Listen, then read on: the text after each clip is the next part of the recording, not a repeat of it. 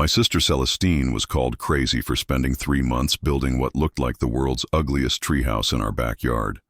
The neighbors laughed, our parents worried about her mental state, and I'll be honest, I thought she'd completely lost it too. But when that treehouse was finally finished and she showed us what was really inside, our jaws hit the floor, and suddenly everyone wanted to know her secret. Before we dive in, tell us, where in the world are you watching from? If you enjoy stories like this, make sure to hit that subscribe button, because tomorrow's episode is truly mind-blowing. Let's get started. Let me take you back to where this whole incredible story began, because what happened next changed everything. We thought we knew about failure, success, and what's possible when someone refuses to give up on their vision. Celestine had always been the golden child in our family. While I was struggling through college with a barely passing GPA, she was graduating from MIT with honors, landing a dream job at one of Silicon Valley's hottest tech companies, and making more money at 26 than our parents had ever seen. She was the one we all looked up to, the success story our relatives bragged about at family gatherings, the daughter who proved that hard work and intelligence could take you anywhere. But life has a way of humbling even the most successful people, and when the tech industry crash hit last spring, Celestine's world came crashing down with it. The company she'd poured her heart into for 3 years eliminated her entire department in a single day.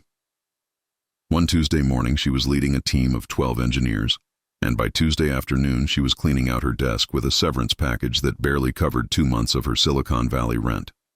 The woman who moved back into our childhood home in Denver wasn't the confident, vibrant sister I'd grown up admiring.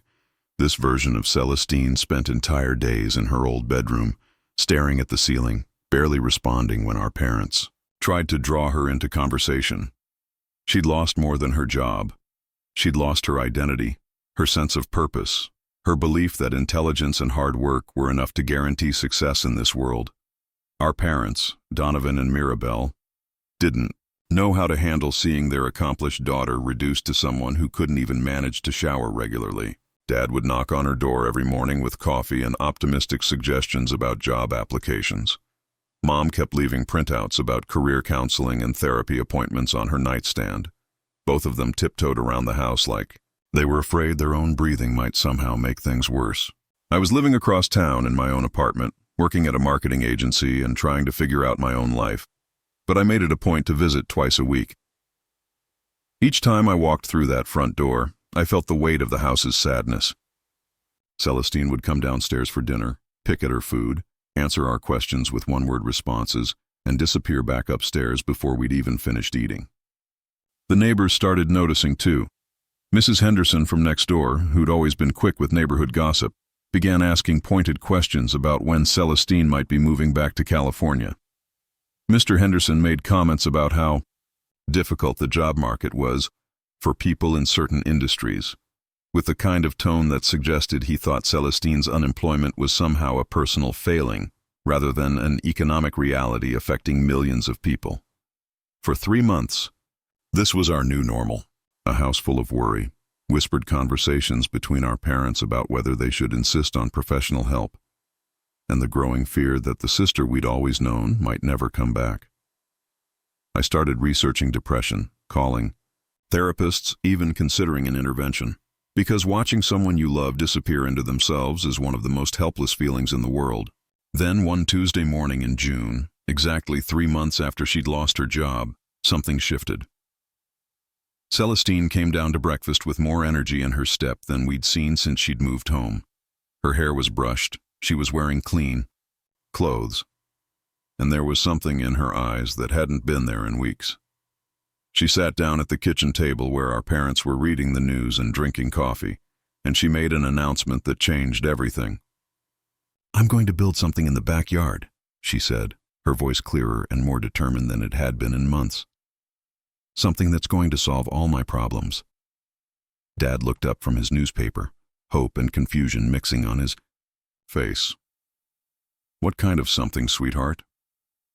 Mom set down her coffee mug, probably afraid to say anything that might break whatever spell had brought their daughter back to life. Celestine smiled, and for just a moment, I saw a flash of the confident, woman she'd been before everything fell apart. "You'll see," she said, "but I need you to trust me on this one. I know what I'm doing." That afternoon, she borrowed Dad's truck and drove to Home Depot. When she returned 3 hours later, the truck bed was loaded with enough lumber, tools, and construction materials to build a small house. The receipt, which she left on the kitchen counter, showed she'd spent more than most people make in a month. Our parents exchanged the kind of look that married couples develop after 30 years together, the kind that communicates entire conversations, without words. I could see them wondering if this was progress, or if their daughter had simply found a new way to avoid dealing with reality. But there was something about the way Celestine moved that day, something purposeful and alive that made us all decide to trust her vision even when we couldn't understand it. She'd been so lost for so long that any sign of passion felt like a miracle, even if that passion was focused on a backyard construction project that none of us could explain. What we didn't know then was that Celestine wasn't just building something in our backyard. She was building her way back to herself, creating something that would prove to everyone, including herself, that failure isn't the end of the story. It's just the beginning of a better chapter. The next morning, Celestine was up before sunrise. I know this because I could hear the sound of power tools coming from our backyard at 6 a.m., and our neighbor, Mrs. Henderson, was already on the phone complaining to someone about noise ordinances. When I looked out my old bedroom window, Celestine was standing in front of our massive oak tree with a notebook in one hand and a measuring tape in the other, studying it like an architect examining a building site. This oak tree wasn't just any tree. It had been the centerpiece of our backyard for over 50 years, planted by the house's original owners and grown into something truly magnificent. The trunk was easily 4 feet across, with branches that stretched out like protective arms, over half our yard. Celestine and I had spent countless childhood afternoons climbing those branches, building makeshift forts with old bed sheets, and carving our initials into the bark when our parents weren't watching. But the tree held deeper meaning for our family. When Celestine was 8 and I was 5, she'd fallen out of that tree and broken her arm in 2 places. While she was recovering, unable to climb or play like she wanted to, she'd sit under the tree for hours with library books about engineering and architecture. She'd tell me stories about houses built in trees, cities that grew around ancient forests, and buildings that worked with nature instead of against it. Even then, she was dreaming of creating something extraordinary.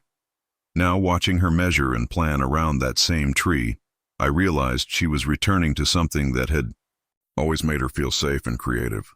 The tree represented a time when she believed anything was possible, when a broken arm was just a temporary setback that gave her time to dream bigger. Dad joined her around 7 that morning, bringing coffee in 2 travel mugs and offering to help however he could. Donovan had worked in construction for 20 years before moving into project management, so he understood building materials and basic carpentry. What he didn't understand was why his brilliant daughter wanted to build what appeared to be a treehouse instead of sending out resumes. "Celestine, honey," I heard him say as I got ready for work, "are you sure this is how you want to spend your time right now? I mean, shouldn't you be focused on getting back into the tech industry?" She looked up from her notebook, and I could see her face clearly from my window. There was a patience in her expression that I hadn't seen in months, like she'd already anticipated this question and had thought through her answer. "Dad, I've sent out 47 resumes in the past 3 months," she said. "I've had 12 phone interviews, 3 video calls, and 2 in-person meetings. Every single company told me I was overqualified, underqualified, or not the right cultural fit. The tech industry doesn't want me right now, but that doesn't mean I have to sit around waiting for them to change their minds." Dad sipped his coffee, processing this information. "But a treehouse, sweetheart, how is that going to pay the bills?"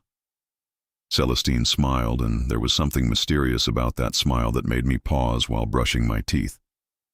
"Trust me, Dad, this isn't just a treehouse. This is going to be the solution to everything."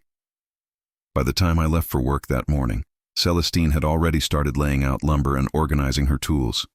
She'd created a workspace that looked more like a professional construction site than a backyard hobby project. Everything was measured, labeled, and arranged with the kind of precision that reminded me of the sister who'd once managed complex software development projects. Mom found the whole situation both encouraging and terrifying.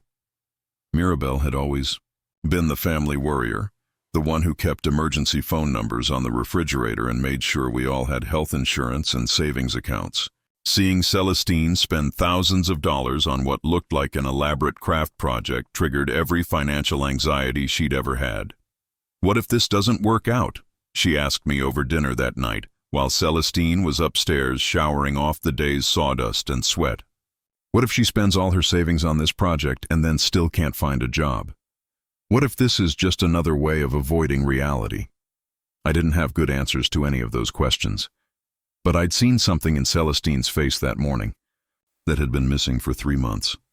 She had a purpose again, a reason to get up early and work until her body was exhausted. Even if I couldn't understand the purpose, I could see that it was healing something inside her that job interviews and therapy suggestions hadn't been able to touch.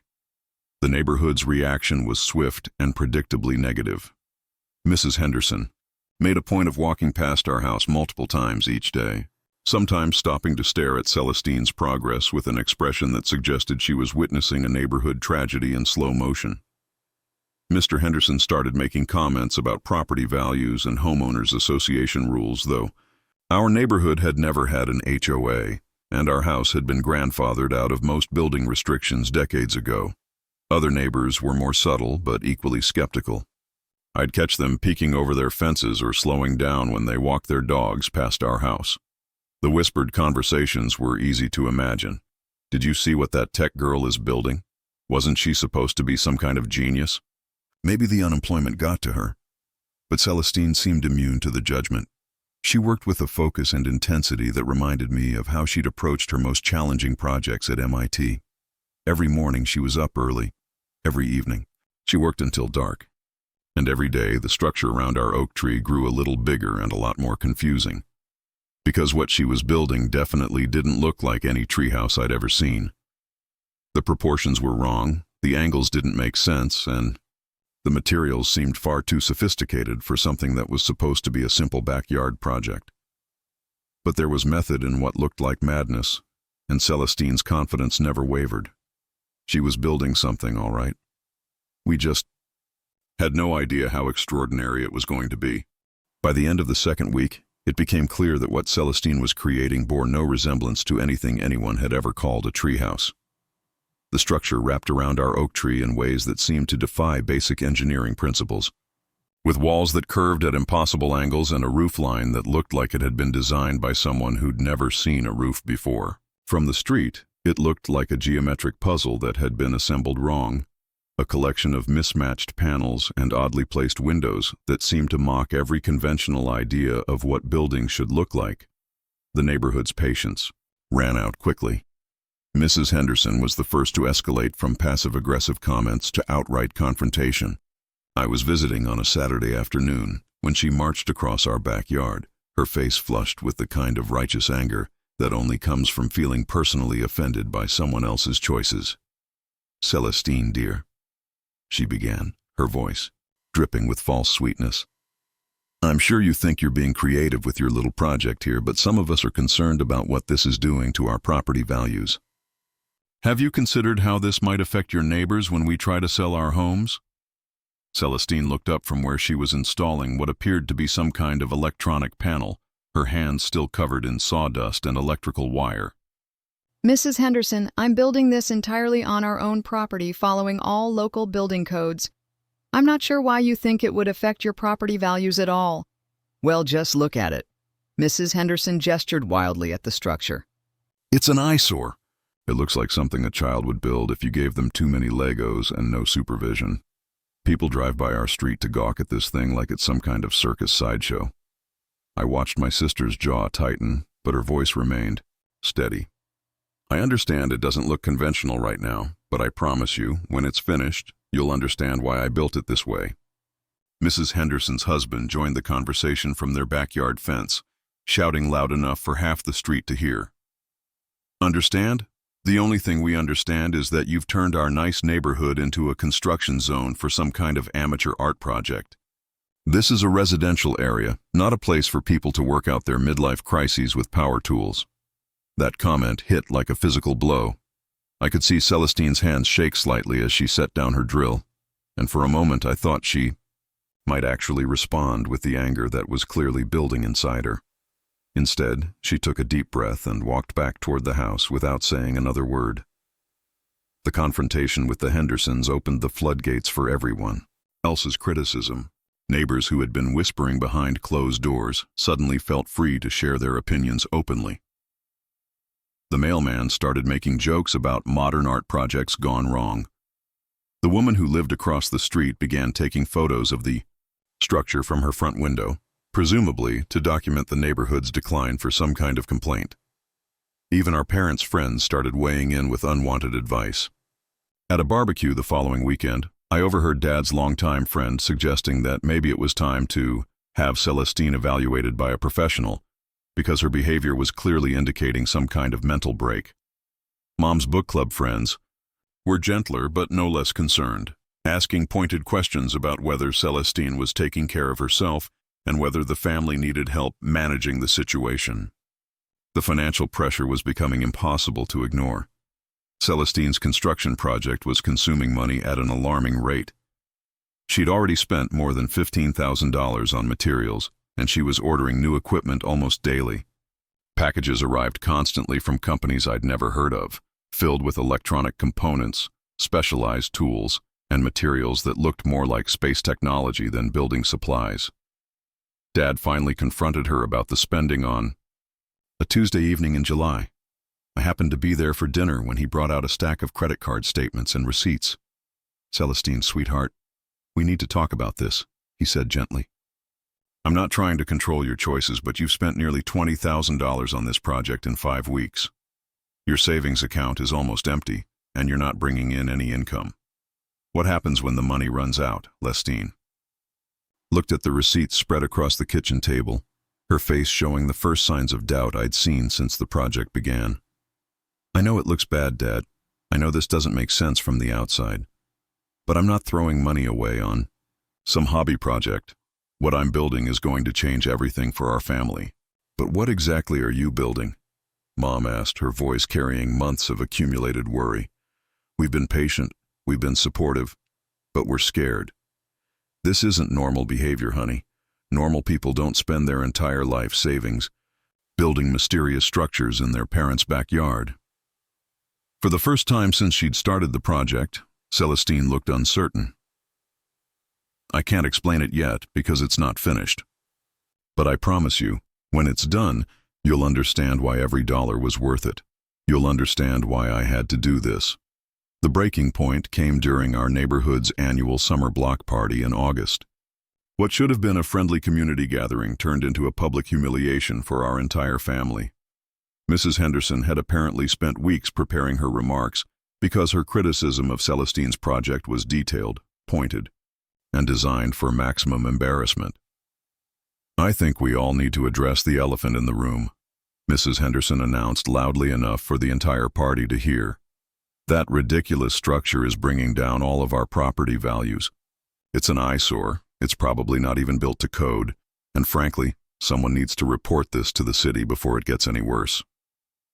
The laughter that followed was the worst part. Not mean-spirited exactly, but the kind of uncomfortable laughter that happens when people are confronted with something they don't understand and choose mockery over curiosity. I watched neighbors who had known our family for years nod in agreement, some of them taking photos of Celestine's project with their phones like they were documenting evidence of a crime. Celestine stood there for maybe 30 seconds, her face cycling through embarrassment, anger, and something that looked like heartbreak. Then she turned and walked back into our house without saying a word. I found her 20 minutes later, sitting on her bedroom floor, crying harder than I'd seen her cry since the day she lost her job. "They think I'm crazy," she whispered. "Everyone thinks I've completely lost my mind." That night, watching my sister doubt herself for the first time in months, I realized that the neighborhood's cruelty had accomplished something that unemployment and depression couldn't. It had made her question whether she was strong enough to finish what she'd started, whether her vision was worth the cost of everyone's respect. That night changed everything. I stayed at my parents' house, sleeping in my old room, because I couldn't bear the thought of leaving Celestine alone with her doubts. Around 3 in the morning, I heard her moving around downstairs, so I crept down to find her sitting at the kitchen table with her laptop, a cup of cold coffee, and what looked like architectural blueprints spread across every available surface. "I can't sleep either," I said, settling into the chair across from her. She looked up, her eyes red but determined in a way I hadn't seen since the block party disaster. "I've been thinking about what Mrs. Henderson said, about reporting me to the city, about building codes and property values. She's not wrong about one thing. What I'm building doesn't look like anything anyone has ever seen before." I studied the blueprints in front of her, trying to make sense of the complex diagrams and technical specifications that covered every page. "Celestine, what exactly are you building? And don't give me another mysterious non-answer. I've defended you for months without understanding what I'm defending." She was quiet for a long moment, staring at her laptop screen, where what looked like engineering software was running calculations I couldn't begin to understand. "Do you remember when we were kids, and you asked me what I wanted to be when I grew up? You said you wanted to invent houses that could think. Smart houses that could adapt to their environment, that could produce their own energy, that could exist anywhere without damaging the ecosystem around them." She touched one of the blueprints gently. "That's what this is. It's not a treehouse. It's a prototype for sustainable micro-living that I've been designing in my head for 15 years. The pieces started clicking together. All the strange materials, the electronic components, the curved walls that seem to make no architectural sense. "You're building a smart house." "I'm building the future of housing," she corrected. "Completely off-grid, energy-positive, adaptable to any environment. The ugly exterior design isn't random. Every angle is calculated for optimal solar collection, rainwater harvesting, and natural climate control. The interior space can reconfigure itself based on the occupant's needs. The whole structure can be assembled anywhere, from urban backyards to remote wilderness areas, without requiring any existing infrastructure." She pulled up something on her laptop that made my breath catch. It was an email thread with Tesla's sustainable development team, dated just 3 days earlier. "You've been talking to Tesla?" "I sent them my preliminary designs 2 weeks ago, along with photos of the prototype under construction." Her voice carried a mixture of excitement and terror. "They want to send a team of engineers to evaluate it next week. If they like what they see, they're prepared to make an offer for the design, the prototype, and my services as the lead developer for their new sustainable housing division." I stared at her, trying to process what she was telling me. "Tesla "Wants to buy your treehouse?" They want to buy my revolutionary approach to sustainable micro-architecture," she said, and for the first time in months, I heard the confidence that had made her successful in Silicon Valley. "But here's the problem. It's not finished. I need another week to complete the interior systems and 3 more days to run full operational tests. The Tesla team is flying out next Friday."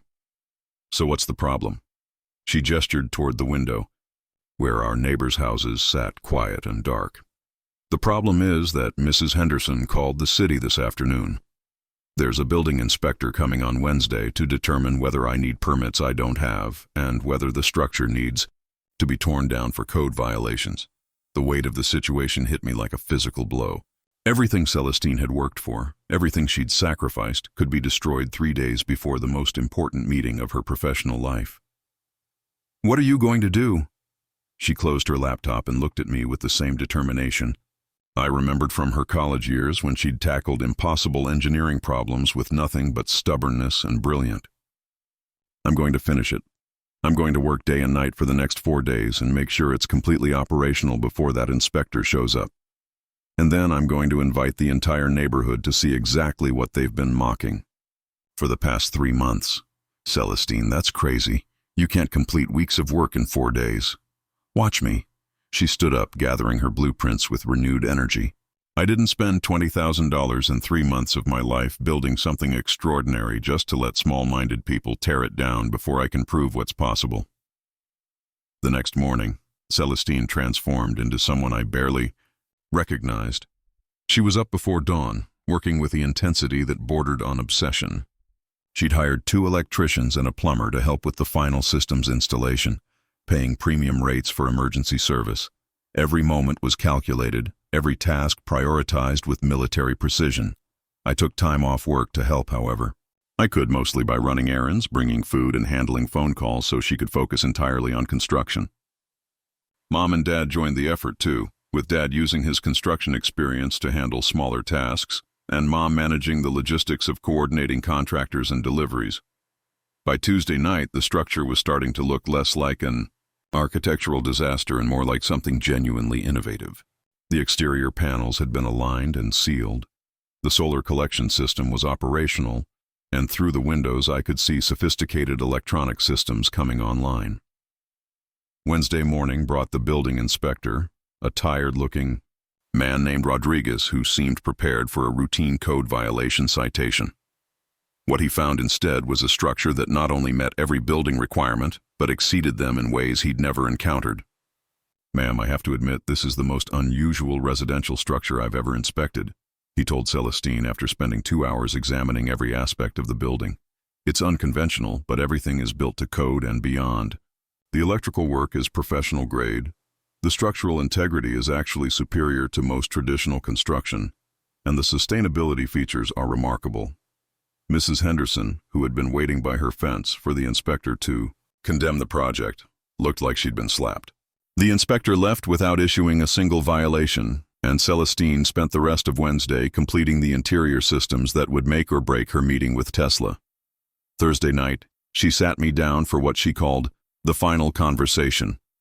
"Before everything changes, tomorrow Tesla's engineers are going to see something that doesn't exist anywhere else in the world," she said.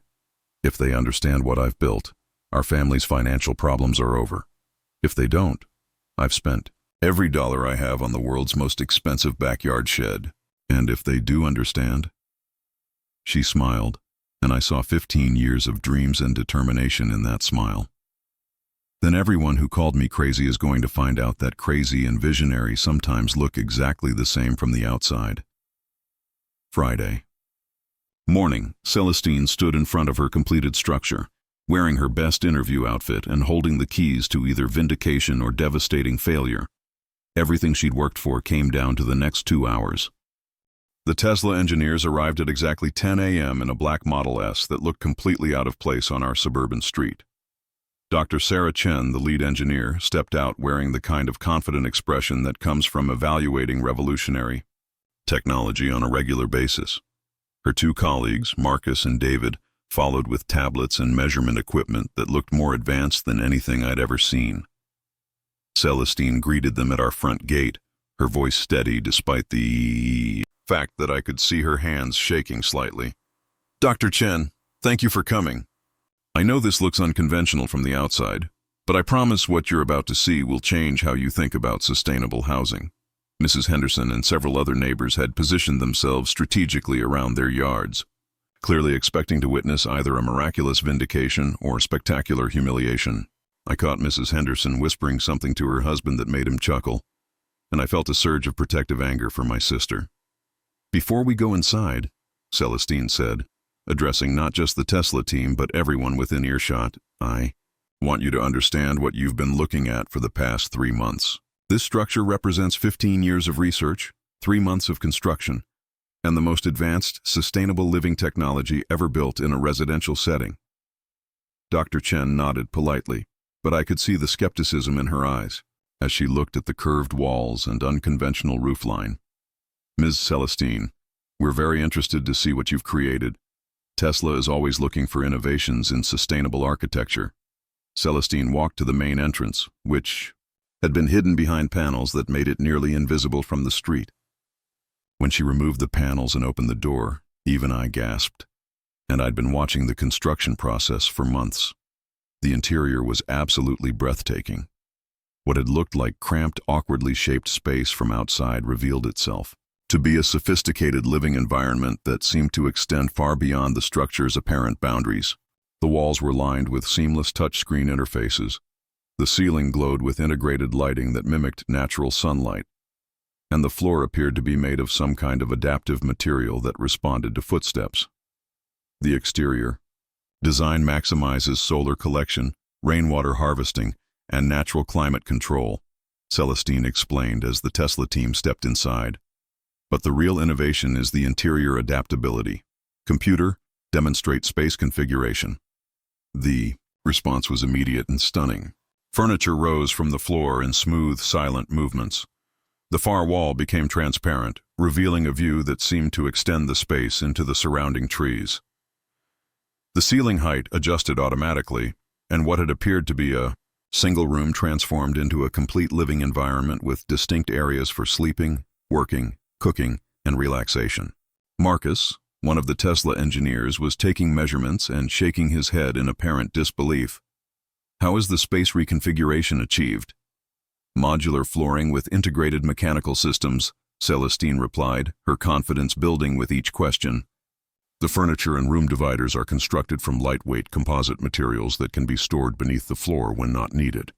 The entire interior can be reconfigured for different uses or different numbers of occupants. Dr. Chen was examining the wall interfaces, her expression shifting from polite skepticism to genuine amazement. These control systems are remarkable. What's the power source? Completely self-sufficient, Celestine said, leading them to a panel that displayed real-time energy production and consumption data.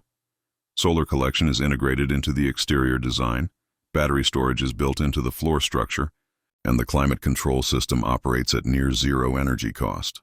On sunny days, this structure produces more energy than it consumes. David, the third engineer, was focused on what appeared to be a water filtration system built into one of the walls. Is this processing rainwater? Rainwater collection. Processing, recycling, and waste management, Celestine confirmed. The structure can operate completely independently of municipal utilities. It's designed to be installed anywhere, from urban environments to remote locations where traditional infrastructure doesn't exist. The Tesla team spent the next hour examining every system, asking technical questions that Celestine answered, with the kind of detailed knowledge that comes from designing every component personally. I watched the engineers' expressions change from professional courtesy to genuine excitement as they realized the scope of what they were seeing. But the most satisfying moment came when Dr. Chen asked the question that made everything worthwhile. Ms. Celestine, this technology is extraordinary. The applications for emergency housing, remote work environments, sustainable urban development, and off-grid living are virtually unlimited. What would it take to scale this design for mass production? Before Celestine could answer, Mrs. Henderson's voice cut through the conversation from outside the structure. Excuse me, but are you people seriously interested in buying that eyesore? Dr. Chen stepped to the transparent wall and looked out at Mrs. Henderson with the kind of calm authority that comes from representing a company worth hundreds of billions of dollars. Ma'am, what your neighbor has created here is the most innovative approach to sustainable housing we've encountered. If our preliminary assessment is confirmed, Tesla will be making a substantial offer for both the technology and Ms. Celestine's services as lead developer for our new residential division. The silence that followed was absolutely perfect. Mrs. Henderson's mouth opened and closed without making any sound, and I could see several other neighbors exchanging shocked glances. Celestine looked directly at Mrs. Henderson through the transparent wall. The official offer is for $1.2 million for the design patents, the prototype, and a 5-year contract to lead Tesla's sustainable housing development program. I'll be starting next month at a salary that's more than I ever made in Silicon Valley. The transformation on every neighbor's face was immediate and complete. The people who had been mocking my sister's project for 3 months were suddenly looking at it with the kind of respect reserved for genuine innovation. Mrs. Henderson actually stepped closer to the structure, as if she wanted to examine what she'd been criticizing. Dr. Chen shook Celestine's hand with obvious enthusiasm. We'll have the formal contracts ready by Monday. Welcome to Tesla, Ms. Celestine. You're about to change how the world thinks about housing. As the Tesla team prepared to leave, taking detailed photographs and measurements for their final evaluation, I realized that my sister had accomplished something far more important than financial success. She'd proven that the difference between crazy and visionary is often just a matter of perspective, and that sometimes the most ridiculous-looking dreams turn out to be exactly what the world needs. 6 months later, I'm standing in that same backyard, but everything has changed.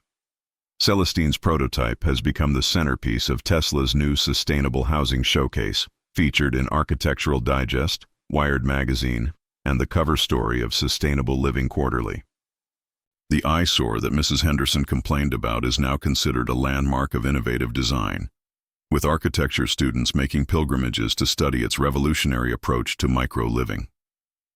Celestine moved to California in October to head Tesla's residential division, but she insisted on keeping the prototype exactly where it is. "This treehouse represents the most important lesson I've ever learned," she told me during our last conversation before her move. "Never let other people's limitations define what's possible for you." The impact on our neighborhood has been extraordinary.